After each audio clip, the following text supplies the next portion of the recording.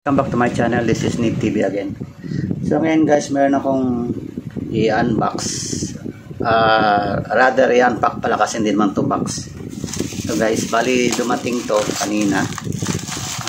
In order to sa online. Hindi ko na sabihin kung isang online store. Lazada o Shopee. Takpan ko lang muna to guys para yan. So, ang laman nito guys, bali ano siya, yung connector siya from SATA to USB or USB to SATA. So buksan muna natin. Okay, butin ko na lang para mas mabilis. Bago tayo mag-umpisa guys, sa munang maikli intro.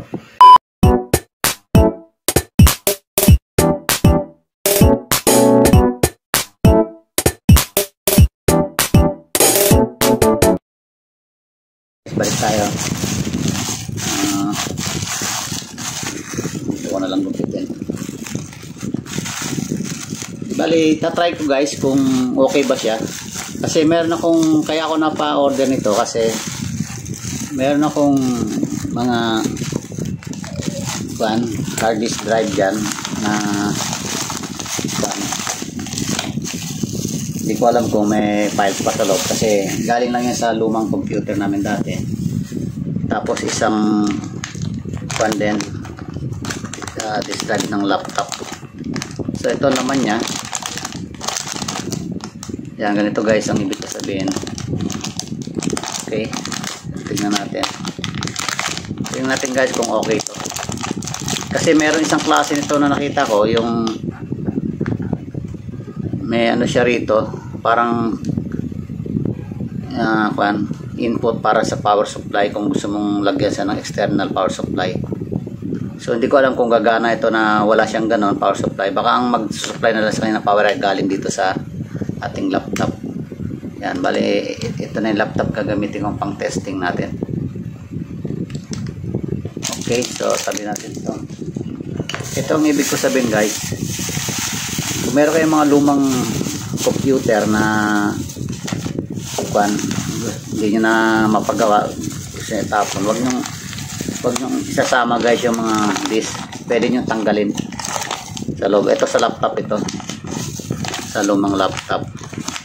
So titingnan ko guys kung mapapagana ko pa to kasi baka may mga files pa ako rito na pwedeng i-retrieve na importante. Kung hindi naman importante, okay lang kahit na i-delete ko na lang yun, tapos gagawin ko na siyang external memory. So ibig sabihin kung marami ako mga files dito ko na ipapasok para hindi na pupuno yung memory nating laptop kasi nakakabagal din yan eh. So ito guys yung isa. Ito naman guys, ano to, sa desktop naman ito. Desktop, yung mga computer na desktop. So ayan siya. I hope na kasya yung ano natin dyan, yung pin. So malalaman natin kung mapapanginabangan pa natin to. Tingnan natin kung sakto lang yung pin nya.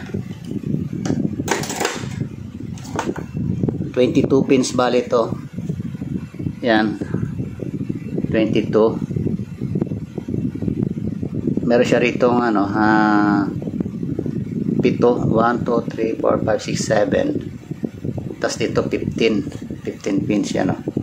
1, 2, 3, 4, 5, 6, 7, 8, 9, 10, 11, 12, 13, 14, 15 plus 7, 22.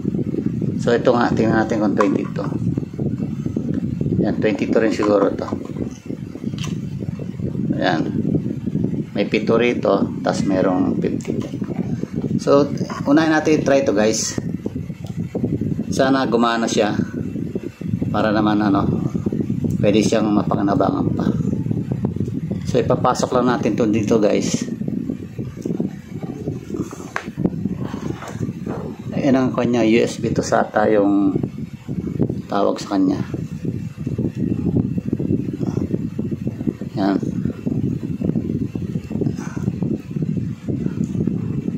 Para masigip pa. Ayun. Yun. Okay, so ito try natin guys kung gagana siya, no? sasaksak natin sa dito sa ating laptop. So yan guys, pakita ko sa inyo muna. Ayan, saksak natin. Hopefully sana basahin siya. Ayan. Ayun, tumunog yung laptop natin. Yun, oh. Ibig sabihin nababasa niya. So try natin. Ayun, oh. System reserve. Ayan, oh, nakasulat. Okay. So try natin i-open guys. Ayan, buksan lang natin. Ayan, may nakasulat ulit, oh. Select to choose what happens with removable drive. So open natin. Tingnan. Local disk G. Select those what happen. Okay. So open natin yung ating Windows Explorer. Ayan. So gumana siya guys, no? Okay. Local disk F. Tapos ito guys, tingnan dito natin. Ayun, lumabas na guys. Ayun, may G pa. Dalawa pala partition ito. Ano? May F tsaka G. Ayan. So okay guys, binasa niya. Buksan natin yung F.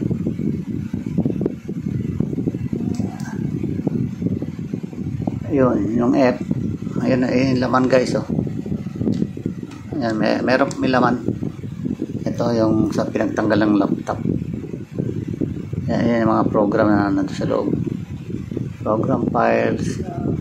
May Windows 10 pa yata to. O Windows 7 pa yan. Matagal na kasi ito eh. Yan yung mga files niya. Ito yung isang partition niya. Yan, naramdaman ka guys na umiikot to. Magalaw yung disk sa loob. Yan, nararamdaman ko magalaw yung disk. Tingnan natin tong G. Yung F may laman, oh. Dalawa pala yung partition nito, F tsaka G. Ay, yung G wala. Empty. Yan, oh. This folder is empty.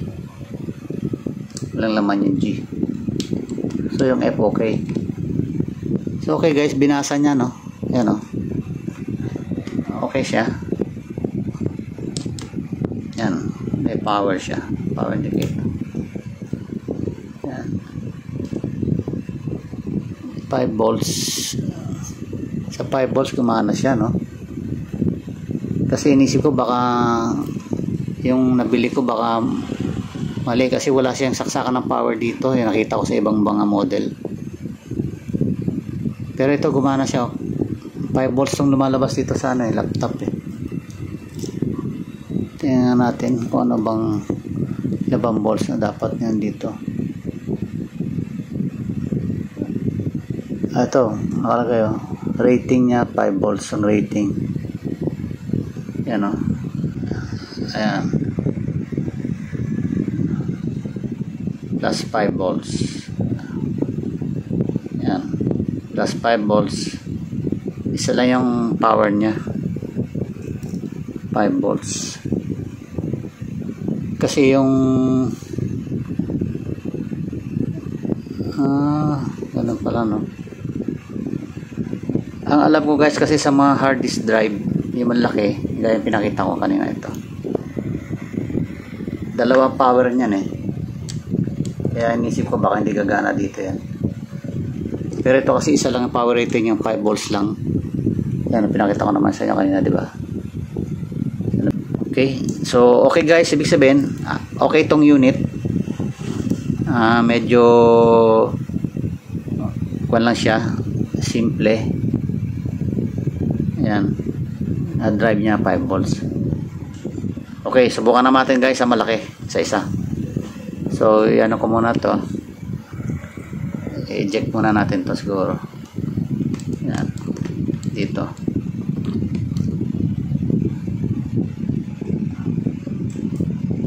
Kailangan proper ang pag-eject ng guys ng mga kuwan para hindi na kukorap yung, yan, nakalagay remove safely. Ayun, eject USB mass storage device. Pag nagay na sang safe to remove, ayan o, safe to remove, okay na siya. Pwede na bunutin. So okay to, yung maliit na ako natin hard disk, nabasa niya. Ewan ko lang sa malaki ha. Duda ako sa malaki guys, kasi alam ko dyan sa malaki nagda-drive dyan 12 volts eh. Although meron din siyang kuwan dyan, area na gumagamit ng 5 volts, pero usually yan 12 volts yan. So try lang natin kung mapapagana niya. Pag napagana niya di okay, pero nakakapagtaka kasi 5 volts lang lumalabas dito. Tingnan natin kung ilan ang power rating nito.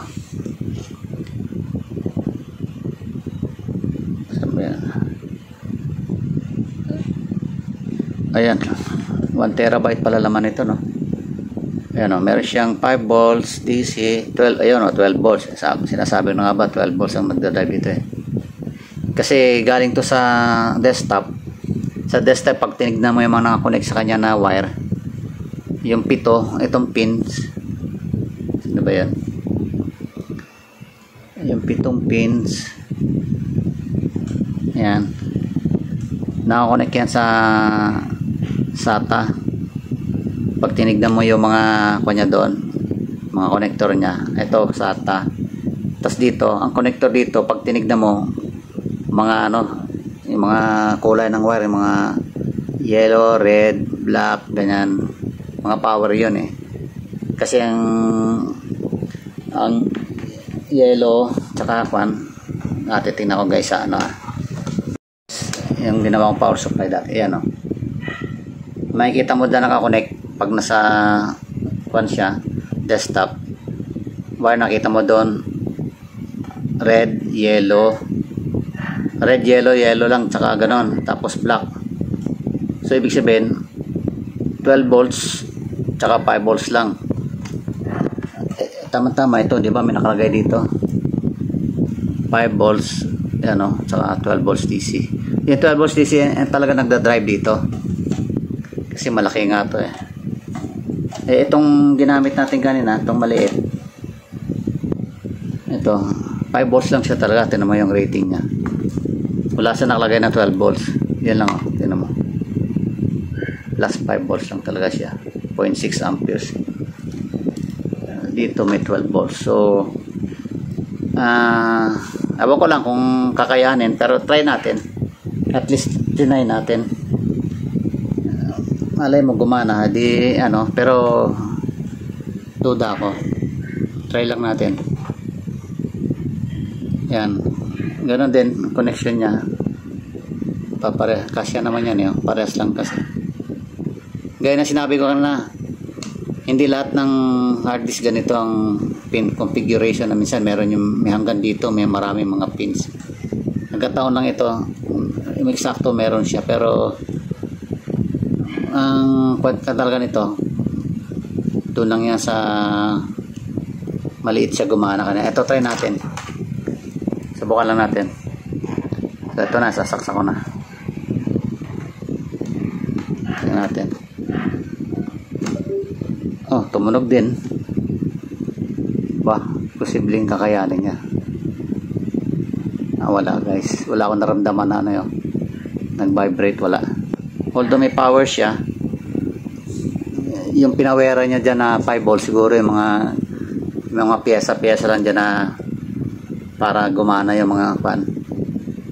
Pero kulang yung power niya sa 5. Kailan talaga may 12 volts. Kaya nung nakita ko yung ibang mga tinitina online, merong sariling power dito na nakaiwalay. Meron ditong sinasaksak na fan plug. Siguro yun ang 12 volts power. Dapat yung palang binili ko. So titingin uli ako nun, baka meron akong makita ulit, baka maka-order ulit nun. Kasi mura naman to. Maka-orderan ko na lang yan para ma-power up. Hindi kaya oh. Hindi ko naramdaman na nagba-vibrate. Tsaka kung titignan nyo guys yung screen, malinis. Tumunog lang siya dahil siguro binasa niya lang yung low power na 5 volts para dito yun sa mga ibang pyesa. Pero yung 12 volts talaga ang magdadrive yan. O, tingnan natin sa Windows Explorer. para sigurado tayo. Wala, tingnan nyo guys, this C lang yung kanya yan, internal disk yan guys. Wala yung alang-alapag na. Ayusin natin yung camera, tutok lang natin. Ayan, local disk lang yan, hindi gaya kagana, di ba may F tsaka may G. Ito hindi, wala, hindi niya kaya basahin. Wala ako napipil na ano yun. So yun ang pagkakaiba niya guys ng hard disk na malaki pang laptop tsaka yung pang ano. Itong connector natin pang ano lang to, pang maliit na hard disk lang, yung pang laptop. So yun sigurong pagkakaiba sa nakita ko na merong sinasaksakan dito na power supply, para siguro dito yun sa mga malalaki. Okay, so try ko na lang tumingin uli sa online, baka makabili ako nun. Tapos pag nakakuha ako nun guys, papakita ko rin sa inyo, gagawa ko rin ng video yun na talagang hindi pwede ito sa ano, sa 5 volts na laptop power source. Ito na rin ang gagamitin kong video nito sa pag reply ko sa ano, sa review sa online store, kasi nakalagay doon before opening kailan bibidyoan daw hanggang sa pagbukas, para meron tayong laban kung sakali may defect, pwede nating maipakita sa kanila na defective yung item. So nyo guys, itong aking ano, yung senior sa inyo na konting idea tungkol dito sa connector na to, SATA to USB or USB to SATA. Yan, USB to SATA. Paki-hit na lang guys ng like button, saka paki-subscribe sa akin channel Nick TV, and also press notification bell para ma-update kayo sa mga susunod ko pang mga video.